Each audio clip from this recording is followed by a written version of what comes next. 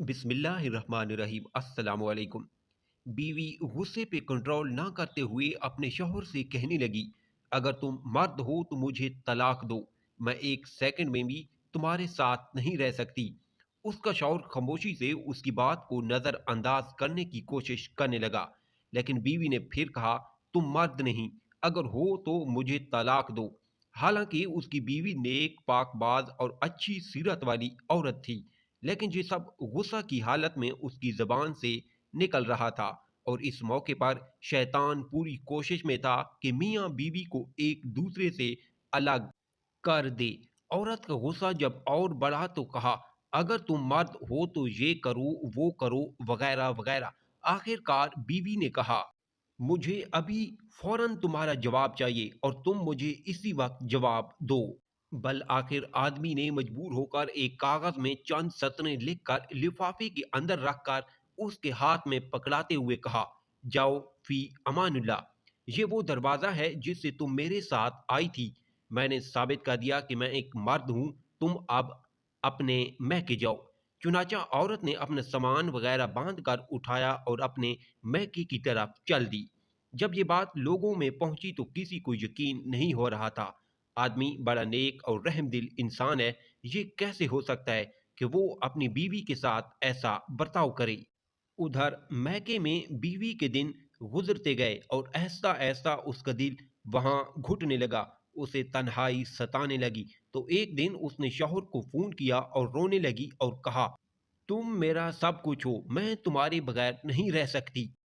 आदमी ने जवाब देते हुए कहा, उम्मे मोहम्मद, तुम आखिर अब मुझसे क्या चाहती हो? बीवी ने कहा, मैं गलती और कहा, माना कि तुम मर्द हो, लेकिन मैं एक नाकिस अल अकल औरत हूँ। आदमी ने जवाब दिया, ये तो तुम्हारा मुतालबा था जो मैंने पूरा कर दिया, और तुम मुझे साबित करने दो कि मैं मर्द हूँ। बीवी ने कहा, माना कि तुम मर्द हो, लेकिन मैं एक नाकिस अल अकल औरत हूँ। आदमी ने जब देखा कि औरत उसके सामने अपनी बेबसी और दुख का इजहार कर रही है तो उसने कहा, अच्छा जाओ, जरा वो लिफाफा खोल कर देखो तो सही जो मैंने तुम्हें लिख कर दिया था। औरत फोन को होल्ड में रखकर उठी और उस लिफाफे को खोलकर उसमें मौजूद कागज के टुकड़े को देखा तो उसमें लिखा हुआ था, ऐ मेरी प्यारी उम्मे मोहम्मद, अगर आसमान जमीन पर भी गिर जाए तब भी मैं तुम्हें हरगिज हरगिज तलाक नहीं दूंगा। ये था असल कागज जो उसने उस वक्त बीवी को दिया था, लेकिन बीवी ने समझा था कि इसमें तलाक तलाक तलाक लिखा होगा। जब बीवी ने कागज पढ़ा तो रोने लगी और रोते हुए कहा, ऐ मेरी सरताज, आप तो मर्दों के मर्द निकले। बहनों और भाइयों, देखें किस तरह कहानी का रुख बदल गया जब शौहर ने अपने गुस्से पर कंट्रोल किया और अपना घर बर्बाद होने से बचा लिया। यही है असल मर्दानगी।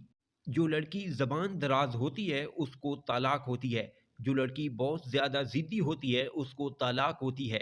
जो लड़की हर बात पर घर वालों से ट्यूशन लेती है उसको तलाक की डिग्री जरूर मिलती है। जो लड़की दूसरे लोगों की बातों में आ जाती है और अपना घर खराब कर लेती है, घर को बर्बाद करना और आबाद करना लड़की के अपने हाथ में होता है। समझदार लड़की वो होती है जो मैके की बातें ससुराल में ना करे और ससुराल की बातें मैके में जाकर ना बताए।